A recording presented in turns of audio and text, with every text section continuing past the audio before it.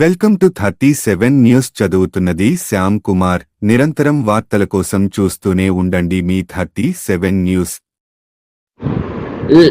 Delhi liquor scam కేసుకు సంబంధించి CM Arvind Kejriwal భార్య సునీత కేజ్రీవాల్ సంచలన వ్యాఖ్యలు చేశారు.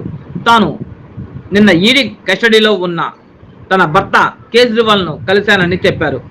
లిక్కర్ కేసు డబ్బు ఎక్కడ ఉందో రేపు కేజ్రీవాల్ కోర్టులో దేశ ప్రజలకు చెబుతారన్నారు. దాని ఆధారాలు బయట పెడతారని ఆమె తెలిపారు. కేజ్రీవాల్కు డయాబెటిక్ ఉందని, షుగర్ లెవెల్స్ సరిగ్గా లేవన్నారు. గడిచిన 2 రోజుల్లో ఈడీ 250 పైగా ప్రాంతాల్లో సోదాలు చేసిందని, ఒక్కో పైసా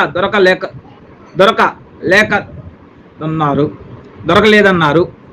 మనీష్ సిసోడియా, సంజయ్ సింగ్, సత్యేందర్ జైన్ నివాసాల్లో ఎలాంటి డబ్బులు దొరకలేదని సునీత కేజ్రీవాల్ తెలిపారు. అరవింద్ కేజ్రీవాల్ నిజమైన దేశభక్తుడు అన్నారు. తన శరీరం జైల్లో ఉన్న ఆత్మ ప్రజల్లోనే ఉందని వెల్లడించారు. రేపు కోర్టు ముందుకు ఢిల్లీ లిక్కర్ స్కామ్ కేసులో సీఎం అరవింద్ కేజ్రీవాల్ను ఈడీ అధికారులు ఈ నెల 21వ తేదీన అరెస్ట్ చేశారు. 22న ఢిల్లీ రేస్ అవెన్యూ కోర్టులో హాజరు పరుచుగా ఆయనకు న్యాయస్థానం 6 రోజులు ఈడీ కస్టడీకి విధించింది. ఈ రోజుతో ఈడీ కస్టడీ ముగుస్తుంది. రేపు కేజ్రీవాల్ను కోర్టు ముందు ప్రవేశపెట్టనున్నారు.